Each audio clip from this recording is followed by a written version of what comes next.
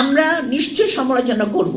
আমাদের মহাসচিব একটা কথা বলেছেন খুব সুন্দর, যেটা বলেছেন জাতীয় ঐক্য রাখতে হলে আজকে নির্বাচন দরকার, তা নইলে নানা রকম বিভ্রান্তির সৃষ্টি হচ্ছে, নানা রকম সমস্যা হচ্ছে। এতে করে উপদেষ্টাতে তো রাগ হওয়ার কিছু নাই, কথা বলার কিছু নাই। সরকারের সমালোচনা অবশ্যই করতে পারি আমরা। আমাদের যেটা পছন্দ হচ্ছে না, আমরা যেটা মনে করছি, আমরা ভয় পাচ্ছি, আমাদের জাতীয় ঐক্যটা যেন বজায় থাকে। সরকারের সমালোচনা করছি আমরা, সেটা সেই সরকারকে সফল করার লক্ষ্যে। সরকারকে আমরা বলে দিচ্ছি যে হ্যাঁ, আপনার এটা করা উচিত, আপনাদের এটা করা উচিত। আমরা তো কাউকে অসম্মান করছি না। তবে কেন এত উত্তেজনা, কেন এত উত্তেজিতভাবে রাজনীতিবিদদেরকে হেয় করা, এটা কিন্তু ঠিক না, এটা ঠিক না। বাংলাদেশ স্বাধীন হয়েছে, এই দেশের ছাত্র জনতা সকল সময়, এদেশের বুদ্ধিজীবী যারা সাহিত্যিক ছিলেন, আপনার অনেক আন্দোলন আপনারা দেখেছেন। যখন পাকিস্তান আন্দোলনে, এটা শেখ সাহেব তো একা করেন নাই, সেখানে আমাদের অনেক তার আগে থেকে আপনার আমাদের ফজলুল হক থেকে শুরু করে, সোহরাওয়ার্দী থেকে শুরু করে, হোসেন শহীদ সোহরাওয়ার্দী থেকে শুরু করে, আব্দুল হামিদ খান ভাসানী থেকে শুরু করে একের পর এক কিন্তু নেতৃত্ব দিয়েছেন।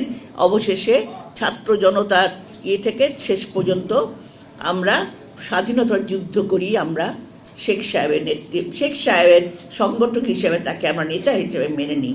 এটা অত্যন্ত সত্য কথা। আমরা ইতিহাসকে মানব, ইতিহাসের বাস্তবতা, যে বাস্তবতা গত শহীদ সরকার মানতে চায় নাই।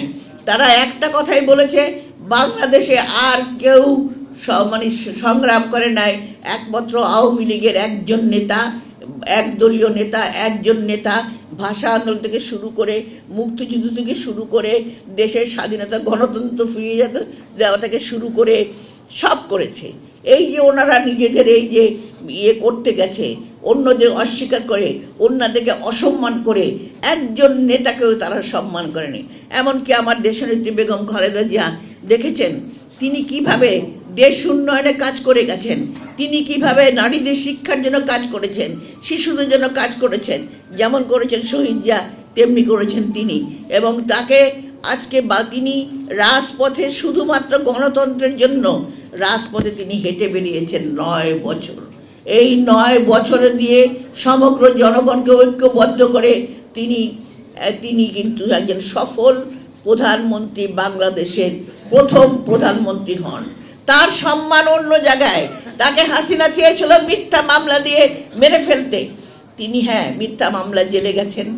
তিনি ধুকে ধুকে বিনা চিকিৎসায় আজকে নানা জটিল রোগে আক্রান্ত, কিন্তু তার সম্মানটা আজকে কোথায়? বিরাট সম্মান।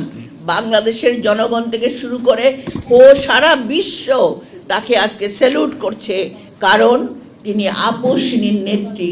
তিনি বলেছিলেন বাংলাদেশ, এই দেশ আমার, এই মাটি আমার, বা এই জনগণকে ছেড়ে আমি কোথাও যাব না।